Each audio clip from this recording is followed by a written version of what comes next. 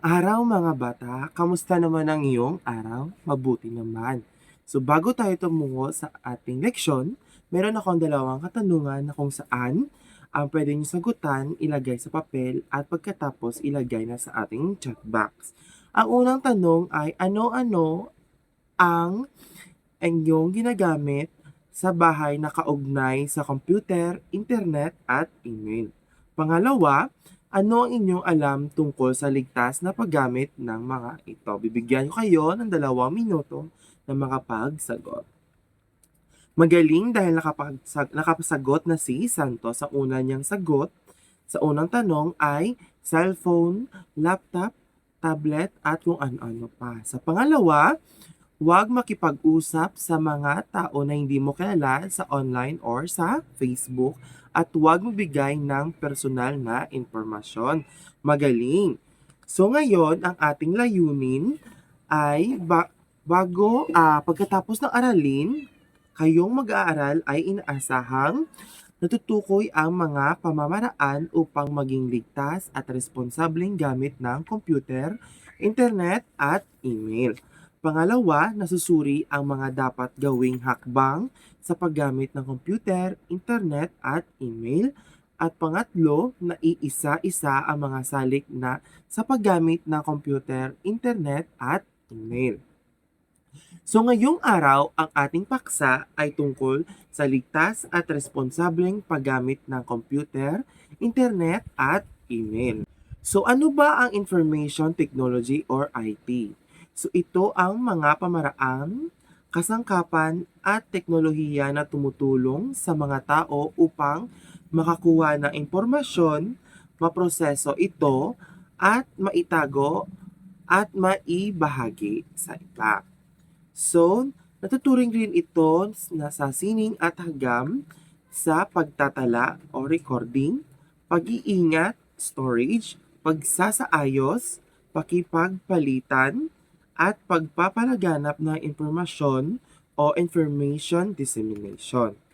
So ano ang ibig sabihin ng ICT or Information and Communication Technology?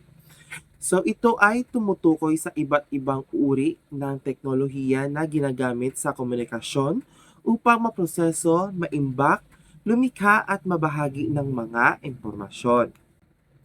Ito ang mga halimbawa ng ICT devices. Meron tayong dito ang computer, laptop, iPad or tablet, TV, cellphone at radyo. So, mga salik sa paggamit ng computer, internet at email. Una, exposure o pagkalantad ng mga di angkop na materyales. So, dito halimbawa ng mga fake news o hindi dapat na inappropriate content o hindi dapat na mga saloobin. Pangalawa, viruses, adware at spyware. Ito naman ang kung saan hinahack ang ating mga personal na detalye. At pangatlo, harassment at cyberbullying o paniligalig. So dito, bawal ito sa atin mga bata. Huwag nyo itong tularan ang cyberbullying. Pang-apat ay ang identity theft o pagnanakaw ng pagkakakilanlan. So, wag natin ibahagi or i-post sa social media ang ating mga personal na impormasyon para iwas sa ganitong mga sitwasyon. So, ang mga dapat nating gawin o tamang pamaraan ng paggamit ng computer, internet at email.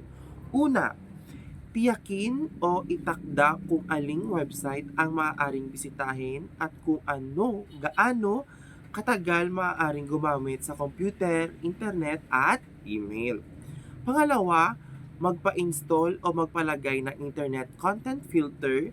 Magagamit ito upang ang kapakipakinabang na nilalaman lamang ang mababasa at ma-download gamit ang internet. Pangatlo, makipag-ugnayan lamang sa mga kilala o kaibigan tuwing online.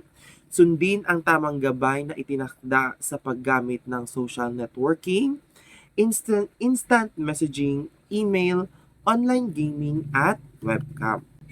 So dapat nating tandaan na dapat maging ligtas at kapaki-kapanabang sa lahat ang paggamit ng kagamitan at pasilidad sa information and communication technology, katulad ng computer, internet at email. At mas maging kasiya-siya ang paggamit ng mga ito kung may kaakibat na responsibilidad at pag-ingat. Iwasang magbigay ng anumang personal na impormasyon tungkol sa iyo o sa ibang tao, katulad ng address, tirahan o numero ng telepono. Dahil yun ang mga ligtas at dapat nating gawin, ngayon naman meron akong isang aktibidad na kung saan kayo ay magsulat ng isang sanaysay tungkol sa ligtas at responsableng paggamit ng computer, internet at email. Bibigyan ko kayo ng 2 minuto at pagkatapos ilagay na sa chat box ang inyong mga sagot. At meron pa rin akong karagdagang katanungan, ano ang inyong natutunan sa ngayong araw sa ating leksyon? Bibigyan ko kayo ng 2 minuto para makapagsagot. Para sa ating pagtataya, piliin ang titik ng tamang sagot at isulat sa inyong papel pagkatapos ilagay sa chat box. Unang tanong, alin sa sumusunod ang binibigyang diin ang pribasya? Una, mag-ingat sa website na binibisita. B, huwag mang-asar o manakit ng iba sa online. C, huwag magbigay ng personal na impormasyon sa online. Magaling. Letter C. Number 2.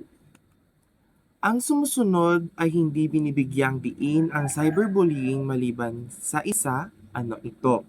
A, huwag mang-asar o manakit ng iba sa online. B, makipag-away ng ibang tao sa online. At letter C, asarin ang ibang tao gamit ang internet. Magaling. Letter A. Number 3, alin sa sumusunod ang ligtas na pamaraan sa paggamit ng computer, internet at email? A, huwag gamitin ang sirang kasangkapan.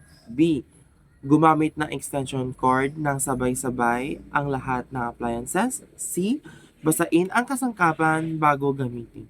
D, iwanan naka-on ang appliances kahit walang tao. Magaling. Letter A. Number 4. Ano ang dapat mong tandaan kapag gumamit ng internet? A, huwag mag-ingat sa mga impormasyon sa online. B, mag-ingat sa mga taong nakakausap mo sa online. Letter C, i-share ang iyong password sa iyong mga kaibigan.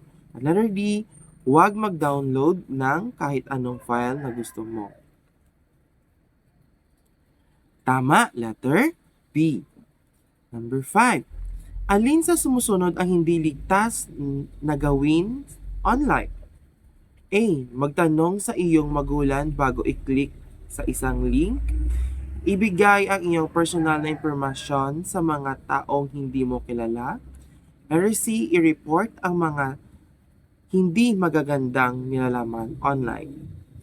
D, humingi ng tulong sa iyong magulang kung may problema ka sa online. Tama, letter B. Magaling. At sa inyong takdang aralin, kumuha kayo ng inyong notebook at isulat ito. Magsulat ng isang maikling sanaysay tungkol sa kung paano ninyo maiiwasan ang mga panganib sa internet. At doon nagtatapos ang ating leksyon ngayong araw. Magandang umaga at paalam mga bata.